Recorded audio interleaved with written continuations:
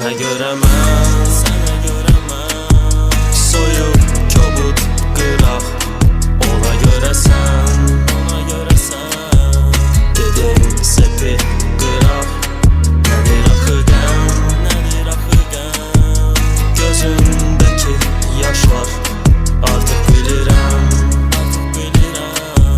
keçdir demək bağışla.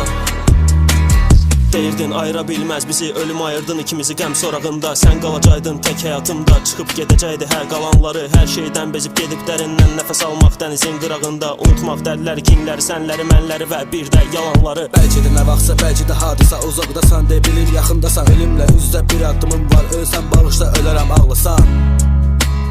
Ölsən bağışla, ölərəm ağlasan.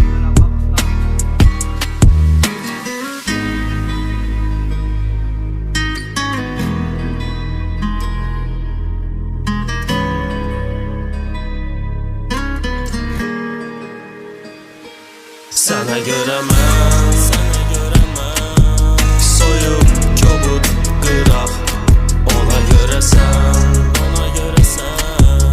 dedim sepi qıraq.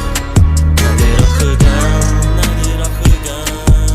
gözündəki yaşlar. Artıq bilirəm, keçdir demək bağışla.